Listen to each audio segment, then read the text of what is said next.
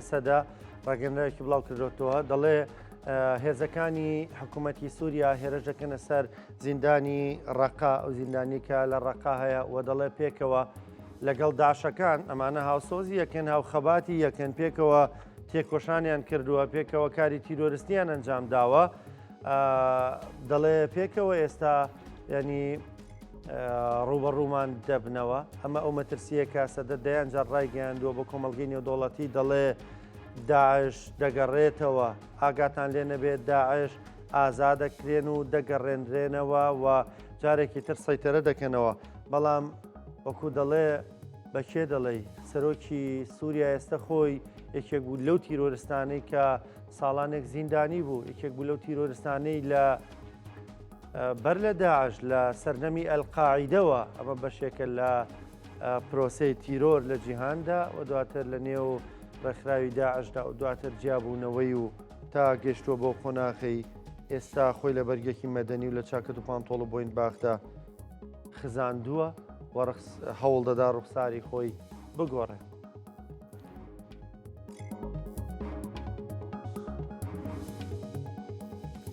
بەڕێزان بەردەوام دەبین گفتگۆ دەکەین لەبارەیەوەی کە لە سووریا ڕوودەدات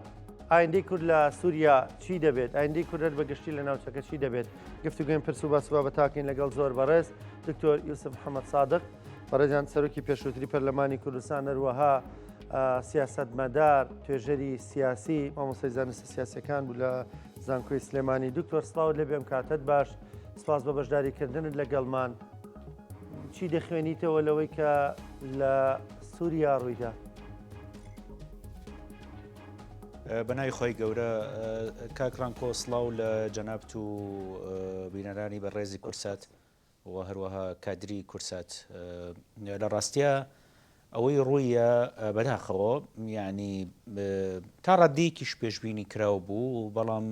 بەو شێوەیە پێشبینیمان ناکرد وا ڕوو بدات بەڵام بەدڵنیاییەوە چەند جاری تریش باسمان کردو هەر ڕەنگە لەم بەرنامەی جەنابتا باسمان کردبێ کە دۆخی ئێستا دۆخی سەر لە نوێ داڕشتنەوەی هاوکێشەی هێزەکان و دۆخی داڕشتنەوەی نەخشەی ناوچەکەی بە تایبەتی لە ڕۆژهەڵاتی ئەوەی ناوی ڕۆژهەڵاتی ناوەڕاستە بە تایبەتی لە دوای ئەو شەڕە گەورانی کە لەم ناوچەیە ڕوویە شەڕی 7 ئۆکتۆبەر و دوایی شەڕی سووریا و هاتنە سەرکاری ئەبوو محەممەد الجەولانی لە سووریا کە دوایی ناوی گۆڕا بە ئەحمەد شەرع و لە هەمان کاتیشە شەڕی ئێران کە هێشتا بە تەواوەتی کۆتایی نەهاتووە و خۆتان دەزانن کە ئێستا هەموو ئەم ناوچەیە جارێکی تر لە هێنایە لە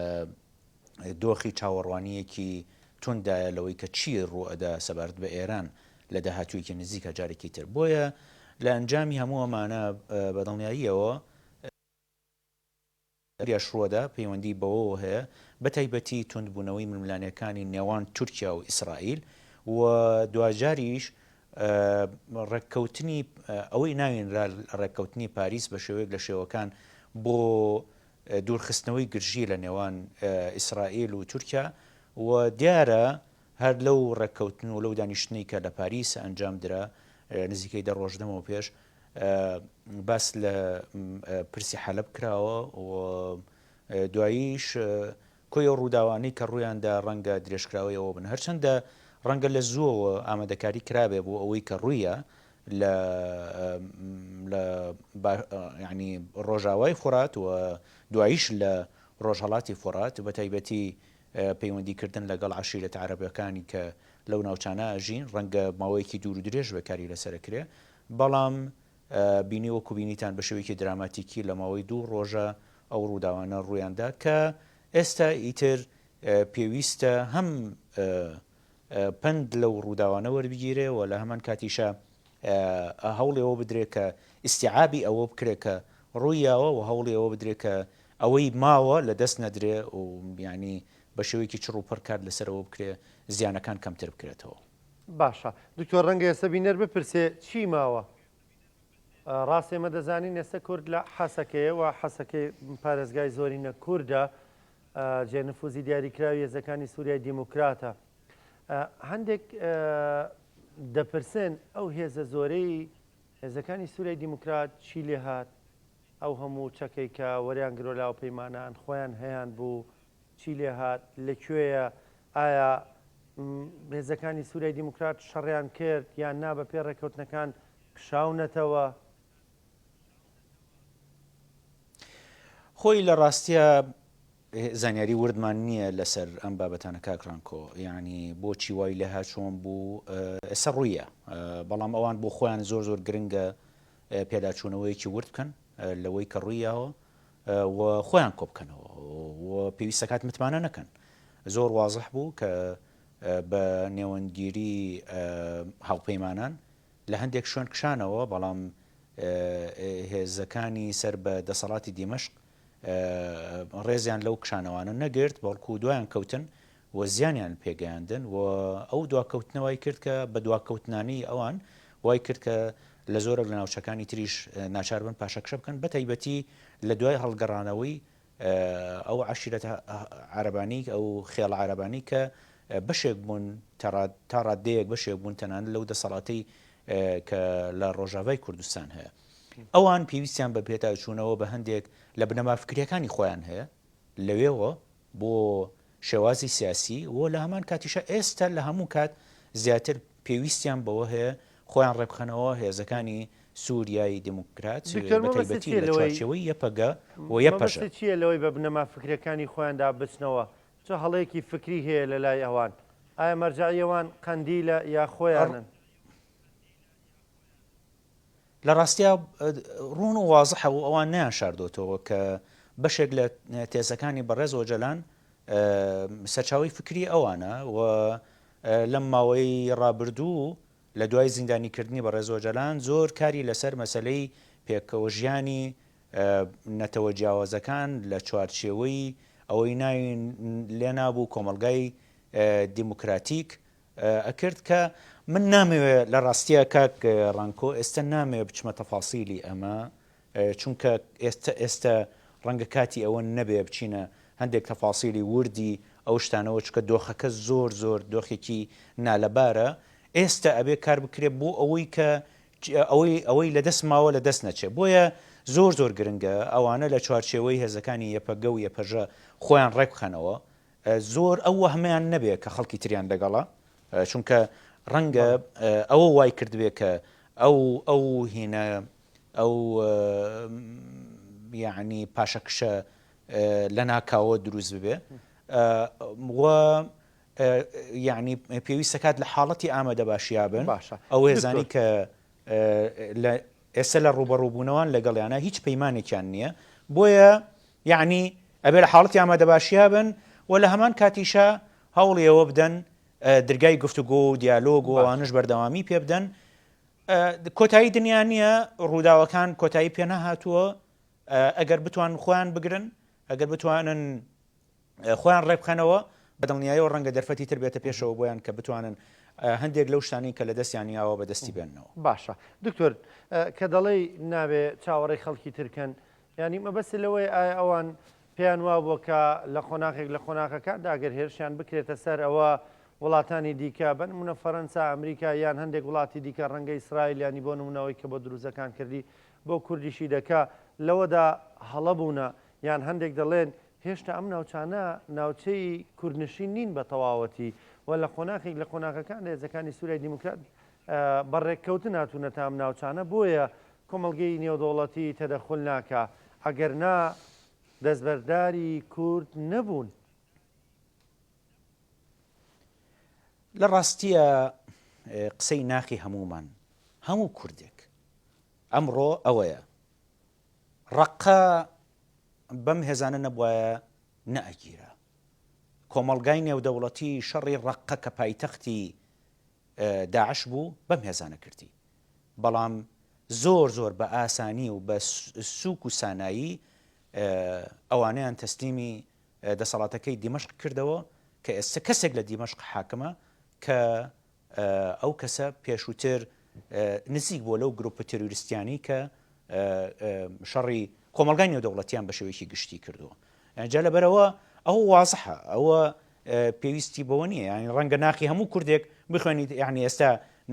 قسە لەگەڵ هەر کوردێک بکەی ئەم قسەی من و جەناب تەکات کە ئەو چاوەڕوانیە ڕەنگە لەجێ خۆی نەبوو بێ ئەمەی کە زۆر جار باسەکرێ کە کورد هاوپەیمانی کۆمەلگای نێودەوڵەتیە کوڕ شەرکەری باشە ئێمە تەنها وەکو دوور لە ڕووی جەنابتان و دوور لە ڕووی ئەو بینەر و بیسەرانی کە جوان لێ بێ ئێمە وەکو مرتەزەقە بەکارهێنن لە شەڕەکانی خۆیان یا فعلەن ئێمە هاوپەیمانیانی بەڵام بەرحاڵ ئەکرا بە شێوەیەکی ینی بەڕێککەوتنێکی زۆر متەوازنتر کورد لەم ناوچانش بکشێتەوە هەسەدە لەو ناوچانە بکشێتەوە تووشی زیان نەبێت ئێستا لانی کەم ناوچە کوردیەکانی کە ئەو ناوچانە کورد ینی تا ڕادەیەکی زۆر دانیشتوانەکەی کوردن ئەو ناوچانە هێشتا بەدەست هێزەکانی ئیدارە خۆسەرەکەی ڕۆژاواوە ماوە زۆر گرنگە کە سەرباری ئەوەی کە لە ڕووی دیبلۆماسی و لە ڕووی هینەوە لە ڕووی دانوستانەوە درێژە بەوە بن بەڵام لە هەمان کاتیشە زۆر چاوکراوە بن بەوەی کە ئەو ناوچانەش ڕوبەڕووی هێرشی ئەو گروپانە نەبێتەوە بە تایبەتی کە ئەو ناوچانش هەمووی کورد نین بەڵکو نەتەوەی تریتیایە و هەر ئەو عشایرە عەرەبانشی کە لە شوێنەکانی تلیان هەڵگەڕاونەتەوە لەوێش بوونیان هەیە بۆیە پێویستی بە وریایی هەیە بە تایبەتی لەم ماوەیە هەتاکو دۆخەکە تۆزێک سەقامگیرە بێ ئەو کاتە ئەبێ چاوەڕوانی چۆنیەتی یەکلابوونەوەی کۆی دۆخی سووریا بکەن و کار بکەن بۆ ئەوەی کە سووریایەکی ناناوەندی بێتەکایەوە و لە چوارچەوەی سووریایەکی ناناوەندی دۆخی خۆیان ڕێبخەنەوە بەڵام ئەوە تەنها بۆ ئەوان نییە ئێمە لە باشووری کوردستان لە هەرێمی کوردستانیش پێویست دەکات پند لەو ڕووداوانە وەربگرین کە لەوێ ڕووەدا کە لەواچە لە درێژەی ئەم بەردامەیە هەندێک باس بکەین سەبارەت باشە دکتۆر کەواتە با من بیکەم بە پرسیارەوەی لە سووریا ڕوودەدات وەکو پرسێکی تەنا پەیوەست بە خوشکبراکانمان لە ڕۆژاوای کوردستان لی بڕوانین پرسەکە تەنا پەیوەندی بەوانەوەی تەنا لە دۆخی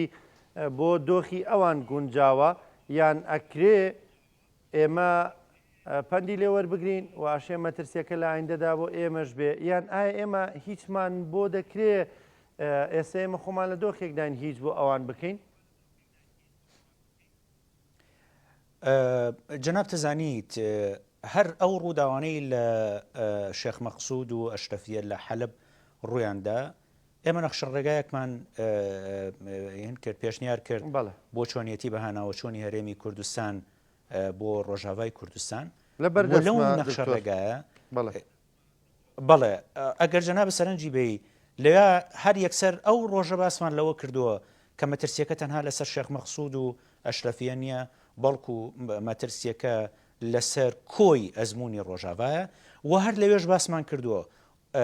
ئێمە پێویست دەکات زۆر بە وریاییەوە مامەڵە لەگەڵەوە دۆخە بکەین چونکە ئەو ڕووداوانەی ڕوەدەن بە شێوەی ڕاستەوخۆ و ناڕاستەوخۆ کاریگەری لەسەر ئاساییشی نیشتیمانی و نەتەوەی هەرێمی کوردستان و لەسەر دۆخی کورد لە ناوچە جەناکۆغەکان و لەسەر پێگەی هەرێمی کوردستان لە عێراق بەجێ ئەهێڵێ لە ڕاستیە ئێستش هەر ئەبێت بەو چاوەوە سێریە و ڕووداوانە بکەین جێ لە هاوسۆزیە نەتەوەیەکە کە هەمومان هاوسۆزین بەڵام دەبێت سۆز و عاتیفە ڕامان نەکێشێ بەڵکو بە شێوەی هەندێک ئاکت بتوانین دیسانەوە درێژە بەوە بدەین کە ئەوەی لە توانەمانایە هاوکاری ڕۆژاوا بکەین لەوەی ینی زیانەکانیان کەمتر بێتەوە و هەوڵیەوە بدەن کە بتوان خۆیان بگرن لەو دۆخەی کە هاتۆتە پێشەوە بەڵام لە هەمان کاتیشە پێویستمان بە خۆداشونەوەیەکی زۆر بنچینەیی هەیە لە دۆخی هەرێمی کوردستان ئەم دۆخی هەرێمی کوردستان بەم پەرتەوازەیە و بەم وەزعی کە ئێستا لە هەرێمی کوردستان هەیە بەرگەی هیچ بوومەلەرزەیەک ناگرێت کە دوور نییە لە ناوچەکەیە ڕووبدا بۆیە ئەم دابشبوونە قورسەی کە ئێستا لە هەرێمی کوردستانە هەیە پێویستە بە زووترین کات هەوڵی چارەسەرکردنی بدرێ یعنی شێوازی حکومڕانی لە هەرێمی کوردستانە پێویست دەکات بە شێوەیەکی بنچینەی گۆڕانکاری بەسەرا بێت هێزی پێشمەرگە پێویست دەکات یەک بخرێ و بە پیشەیی بکرێ و حازر بکرێ بۆ هەر ئەگەرێک کە لە ناوچەکەیە بێتەکایەوە و لە هەمووی مەترسیدارتر جگە لە ئەوەی کە لە ناوخۆی هەرێمی کوردستان هەیە چگەل لە سەنگی کورد لە بەغدا دۆخی ناوچە جەناکۆکەکانە کاگڕانکۆ ئەگەر هەر شەڕێکی ئیقلیمی لە ناوچەکە ڕوو بدات بە تایبەتی ئەوەی کە پەیوەندیدارە بە ئێران یان هەر ڕوبەڕووبوونەوەیەکی کۆمەلگای نێودەوڵەتی لەگەڵ حەشتی شعبی بێتەکایەوە بۆشاییەکی ئەمنی ڕەنگە لە ناوچە جەناکۆکەکان بێتەکایەوە کە ئەم بۆشاییە ئەمنیە دوور نییە گروپە تێرۆریستیەکانی وەکو داعش و گروپە تۆنڕەوەکانی تر بیقۆزنەوە زۆر بە ئاسانی ڕەنگە ئێستا ئەوە ڕوو بدات. بۆیە پارتی وێکێتی وەکو دوو هێزی حکومڕان لە هەرێمی کوردستان بەرپرسیارەتیان لەسەر شانە. حکومڕانیکردن تەنها بریتی نییە لە مەکسەبێک بە تەنها بریتی نییە لە ئیمتیاز بەڵکو بەرپرسیارەتیان لەسەر شانە ئەوان بە پلەی یەکەم بەرپرسیارەتی ئەویان لەسەر شانە زۆر بە وریاییەوە مامەڵە لەگەڵ ئەو دۆخە بکەن و ئەم دابەشبوونی کە ئێستا لە نێوانیان هەیە هەوڵی ئەوە بدەن کە کۆتایی پێبێنن لە دوای هەڵبژاردنەکان پێکەوە باسمان لەوە کرد کە ئەوە تا بزانە شیعەیەکیان گرت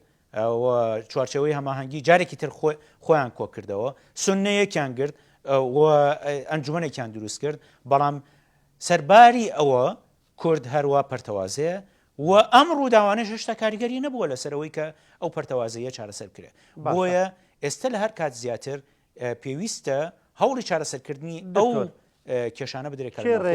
کێ ڕێگرە لەوەی کە مەسەلەن یەک بین هەندێک هەوڵی ناوخۆیی دەبینی تۆ ینی بۆ نمونە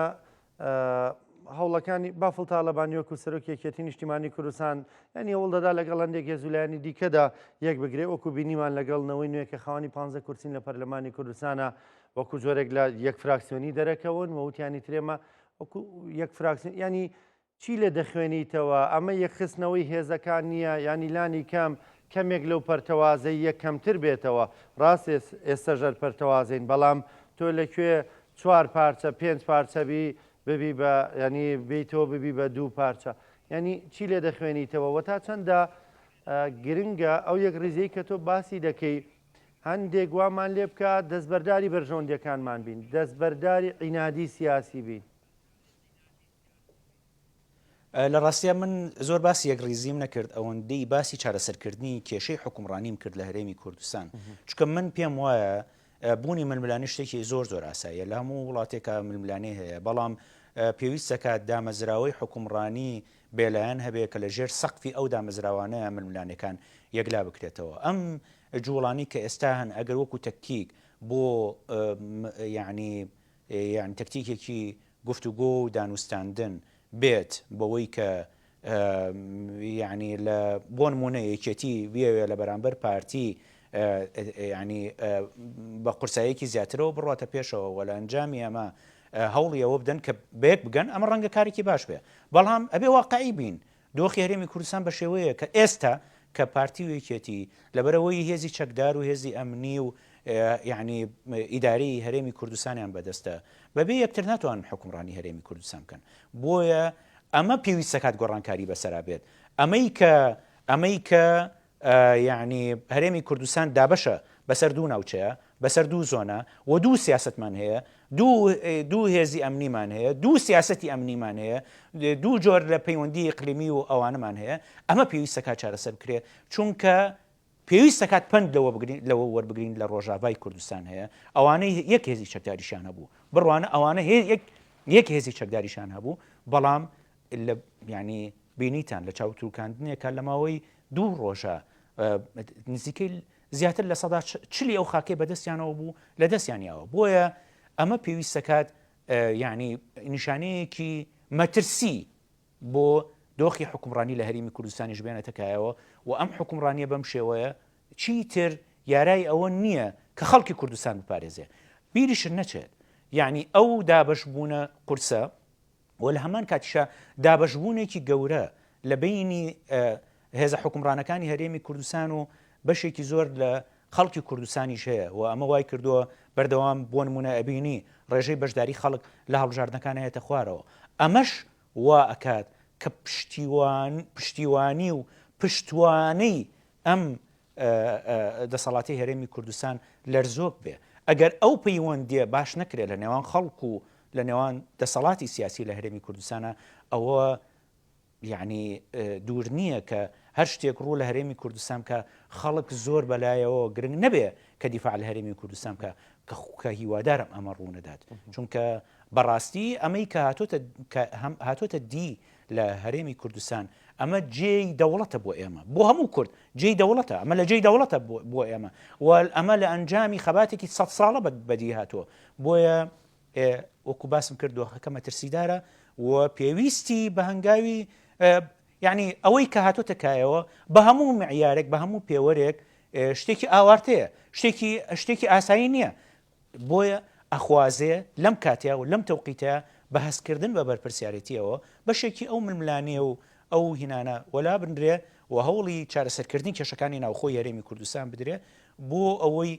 طبعاً چارەسەر لە ناوخۆی هەرێمی کوردستانەوە دەست پێەکە بەڵام نابێ چارەسەر تەنها لە ناوخۆی هەرێمی کوردستان بێ لە بەغدا پێویستە کات هەندێک هەنگاوی تر بگیرێتە بەر وەکو باسم کرد دۆخی ناوچە جەناکۆکەکانیش دۆخێکی مەترسیدارە بۆ هەزاران کورد کە لەم ناوچەیەژی باشە دکتۆر کەواتە پێ دوایە مەترسێک لەسەرم خەوارەی هەرێمی کوردستان هەبێ مەترسێکی جددی هەبێ لەسەر خەوارەکەی ئێمەش لە باشووری کوردستان بە دڵنیاییەوە مەترسی هەیە هیچ گومانم لەوە نییە کە مەترسی هەیە هەڵبەت دەرفەتیش هەیە ئەگەر ئەم شێوازە لە حکومڕانی لە هەرێمی کوردستان گۆڕانکاری بەسەر بهێنرێ و ئامادە بین لەوەی کە ئەگەر هەر بۆشاییەک لە ناوچە جاناکۆکەکان دروست بوو بەهێزی پێشمەرگەیەکی نیشتیمانی یەکگرتووی کوردستانیانە خەڵکی کوردستان لەو ناوچانە بپارێزرێ ئەوە تۆ وات کرد دەرفەتێک کە تێنایەکایەوە بۆ خۆت بەڵام بەم شێوازەی ئێستا بەم دابەشبوونەی ئێستا بە دڵنیاییەوە سەنگ و قورساییمان لە بەغدا کەمترە بێتەوە پێمانەڵێن لە بەغدا یعنی من نامەوێت بچمە تەفاسی لە هەندێک شت کە یعنی هینەکان چییە چونکە باش نییە باسکردنیان بەڵام خۆتان نەزانن دوێنێ هەندێک لەوانەی کە کاریگەریان لە عێراق تویتیان کردووە بۆ هەرێمی کوردستان شیمال العێراق بەکارهێنن بۆیە ئەوە لەو ئاستە کاریگەری هەیە تا پرسی ناوچە جەناکۆکەکان تا ئەو کێشانەی لە نێوان هەرێم و بەغدا بە هەڵپەسێراوی ماونەتەوە ئەوانش بە دڵنیاییەوە چارەسەرکردنیان زۆر زەحمەتە بێ یعنی بۆیە پێویستە کات بە شێوەیەکی تر بیری لێ بکرێتەوە ئەمە جگەل لەوەی ئەمە ئەگەر دۆخی عێراق بەم شێوەیە بمێنێتەوە ئەی باشە ئەگەر بێنە پێشایی خۆت دۆخی عێراقیش گۆڕانکاری بەسەرهات ئێستا ئێمە دەستورێک هەیە دەستورێک بەرکارە کە هیچ نەبێ بەشێک لە مافەکانمان لەم دەستورە چەسپیەوە دۆخی هەرێمی کوردستان قواری هەرێمی کوردستان لەم دەستورە چەسپیەوە باشە ئەگەر گۆڕانکاریەک هاتە کایەوە لە عێراقا حاکمێکی تر هاتە سەر حکم لە عێراق کە ئەو حاکمە دەستوری هەڵپەسار ئەو کاتە چی بۆیە پێویستە کات پرسەکان بە جددی وەربگیرێ ینی هی ئەوە نییە کە پشتی لێ بکرێتەوە بەڵکو یعنی هی ئەوەش نییە دوێنێ چۆن سیاستمان کردووە ئەمڕۆژ بە هەمان شێوە سیاست بکەین باشە دکتۆر پێت وایە حکوومەتی هەرێمی کوردستان باوا بڵێن یان یەکێتی و پارتی لەو مەترسیە جددیە تێنەگەیشتون لە ڕاستیە لەو ڕووداوانی کە لە شێخ مەقسوود و ئەشرەفیە لە حەلەب ڕوویاندا و دوایی کێشایی بۆ لە دەستدانی لە سەدا چلی خاکی ئەو دەسەڵاتەی کە لە ڕۆژاوای کوردستان هەبوو تا ڕادەیەک لە ئاستی یعنی لە ئاستی جەماوەری لە ئاستی هاوڵاتیان و تەنان لە ئاستی خطابی حیزبە سیاسیەکان لە ئاستی میدیا کۆدەنگیەکی نیشتیمانی هەبوو و یعنی ئێساش ئەیبینین و میدیا ڕۆڵێکی کاریگەری ئەبینی لەوەی کە ئەو ڕووداوانی ڕوەدەن بە زمانە زیندوەکانی تر بیگوازنەوە بۆ دنیا بۆ کۆمەلگای نێودەوڵەتی بەڵام ئەمە هێشتا هەر بەس نییە بەڵکو پێویستەکە زیاتر لەمە بڕوە و یعنی منطق ئەوەیە ئەم قسانی کە من کردم ئێستا کەم بەندە یعنی زۆر ئاگداری زانیاریەکانی تریش نیم بەڵام حەقە یعنی بە شێوەیەکی منطقی بیری لێ بکەیتەوە پێویستە پارتیوێکێتی لەو مەترسیاران تێبگەن و پێویستە بزانن کە ئەو ڕووداوانە پەیوەندی تەنها بە ڕۆژاوای کوردستانەوە نییە بەڵکو پەیوەندی بە هەرێمی کوردستانی شەوەیە بە شێوەیەکی ڕاستەوخۆ و ناڕاستەوخۆ هیوادارم وابێ و پێویستە وابێ بە شێوەیەکی لۆژیکی بیری لێ بکەیتەوە ئەبێ وا بیری لێ بکەنەوە یعنی تەنانەت لە بەرژەوەندی حزبیش بیری لێ بکەیتەوە هەرە بێت وا بیری لێ بکەنەوە باشە دکتۆر ئەو کۆبوونەوەی مەزلوم عەبدی تۆم باراک و بارزانی لە هەولێر کە لەوێدا دەڵێن ئەم بابەتە بە مەزلوم عەبدی ئیمزا کراوە ئەم جۆرە لە ڕێککەوتن و ئەنی هەندێک دەڵێن نیگەران بۆ لەو ئەمە گرنگی هەرێمی کوردستان دەردەخا یان بە پێچەوانەوە شتی دیکەی لێ دەخوێندرێتەوە. خۆی لە ڕاستیا چەندیوێکی هەیە ڕەنگە بەشێکی پەیوەندی بە بیانی بەوەی کە هەرێمی کوردستان بەدڵنیاییەوە تا ئێستا قوارێکی جێگیرە لە چارچەوەی دەوڵەتی عێراق و لە هەمان کاتیشە پەیوەندی هەیە لەگەڵ لایەنە ناکۆکەکانی سووریا بە جیاوازی بیر و بۆچوونیانەوە و بە تایبەتی پەیوەندیکی توندوتۆڵی لەگەڵ ڕۆژاوای کوردستان هەیە هەرێمی کوردستان و لە ئەنجامی ئەمە گرنگە بەڵام دەبێت ئاگداریەوە بین کە یعنی بۆ نمونە خطابی ئەحمەد شەرع لەو چاوپێکەوتنە تەلەڤیزیۆنی کە بڵاو نەکرایەوە بەڵام هەندێک پارچەی لێ بڵاو کرایەوە بە ئاڕاستی ئەوەیە کە ناکۆکی ناو کورد بقۆزێتەوە لە قازانجی خۆی و بەشێک لە کورد تەحید بکە بەرامبەر بەخۆی لە کاتێکە ئەکرێ ئەم پەیوەندیانە لەلایەن بەرپرسانی هەرێمی کوردستان و بەرپرسانی حیزبە سیاسیەکانی هەرێمی کوردستان ئەگەر هەر پەیوەندیەکی لەو شێوەیە هەیە بقۆزرێتەوە بە ئاڕاستی فشارکردن لە ئەحمەد شەرع بۆەوەی کە مافەکانی خەڵکی کوردستان مافەکانی کورد لە سووریا بسەلمێنێ و ئەو فشارانەی کە لەسەر ئیدارەکەی ڕۆژاوا هەیە یعنی هێنا کۆتایی پێبێنێ ئێمە نازانین لەو کۆبوونەوانی ڕابردوو چی گوزەرە بەڵام هیوادارین بەم ئاڕاستەیە بێ و یعنی دەسەڵاتی بەڕێوەبەری ڕۆژاواش هیچ ڕوونکردنەوەیکی نەداوە کە ئایا لەو کۆبوونەوەی فشاریان لێکراوە بەوەی کە بەوە ڕازی بن یان ئەوەی کە لەسەر ئەرز ڕوویە لەسەر ئەرزی واقع ڕوویە ئەوە فشاری لێکردوون کە یعنی ئەو ڕێککەوتنە بەو شێوەیە قوبوڵ بکەن. باشە دکتۆر تۆوەکو سیاسیەک چی لەوە دەخوێنیتەوە لە دوایی دانیشتنەکەوە بینیمانی تر لە دوای دانیشتنەوە ئەو ڕووداوانەی کە بینیمان ڕوویاندا چی لێ دەخوێنیتەوە ڕاستەوەکو تۆ دێمە ناوڕۆکی کۆبوونەوەکە نازانین مەگەر لێرە و لەوێ گرتەیەکی کەمی بڵاو بوو بێتەوە بەڵام خوێندنەوە بۆ دەرەنجامەکانی دەکەین تۆوەکو سیاسیەک خوێندنەوەت بۆ دەرەنجامەکانی کۆبوونەوەکە لە ئەرزی واقعدا چییە؟ خۆی نە ئەو پاشەکشەی کە لە دێرحافر کرا گوایە ئەوە بە میانجیگەری هاوپەیمانان کرا نە ئەوە بوویە هۆی کۆتایی هاتنی ڕووداوەکان نە کۆبوونەوەکەی هەولێر بوویە هۆی کۆتایی هاتن و دانانی سنوورێک بۆ ڕووداوەکان وەکو باسم کرد لە سەرەتای ئەم بەرنامەیە وا دەرەکەوێ ئەمە زۆر بە تێر و تەسەلی و بەنهێنی پلانی بۆ داڕێژراوە لە ڕابردووە و تورکیا زۆر بە ینی بە قوڵی لە ناو ئەم ڕووداوانەیە بوونی هەبووە و یەکێک لە کێشەکانی ئێمە ئەوەیە کە بەردەوام دوژمنەکانمان ناناسین یعنی ئێستا ئەحمەد شەرع کە سەرۆکی سووریایە پێویستە کات زۆر بە وردی بناسرێ ئەم کابرایە بە وردی پلانی گەیشتن بە دیمەشقی دانابوو بە بێەوەی دیمەشق ئاگدار بێ و لە ئەنجامیەوە هەندێک ڕووداوی قۆستەوە و پلانەکەی خۆی جێبەجێ کرد من دڵنیام کە ئەو کاتێک کە ڕێککەوتنی ئازاری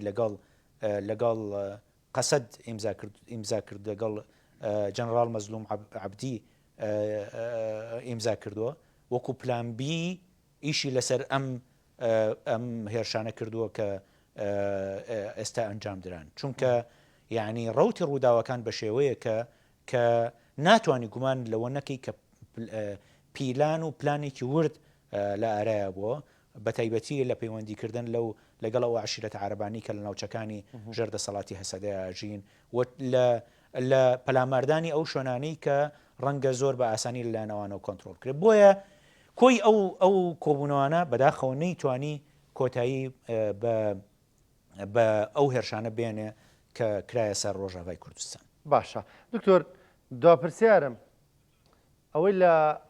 ئەزمموی ڕۆژاوەی کە ڕوویدا لە چەند ڕۆژی ڕابردووە لە ڕۆژانی ئایندە ژوو دەدەن پێ دوایمە کۆتایی ئەزممونەکەی ڕۆژاوایە بەو ڕەشبینەی کێسە لە نێو خەڵکدا قسەی لەبارەوە دەکرێت یان نا میلەتان تووشیم خۆناخانە دەبن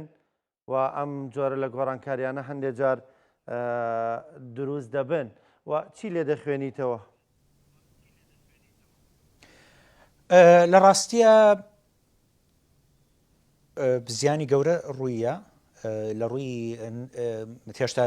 زیانە گیانەکان نازانین بەڵام بەدڵنیاییەوە ناوچەیەکی زۆری کە بەدەست ئیداری خۆسەرەوە بوو لە دەستیان داوە هەندێک ناوچەی کە سەرچاوی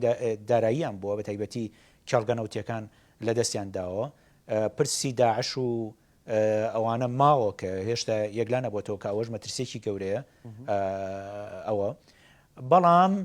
بەدڵنیاییەوە ئەمە کۆتایی ڕێگاکە نییە ئەگەر ئەوانە بەباشی خۆیان ڕێکخەنەوە و بە وریایی و مامەڵە لەگەڵ دۆخەکە بکەن و ینی لە دانوستانێکی چڕابن کارتی هێزی خۆیان بەکاربێنن ئەتوانن خۆیان بگرن و لە ڕووداوەکانی سووریاش هەمووی کۆتایی پێ نەهاتووە دۆخی دروز تا ئێستا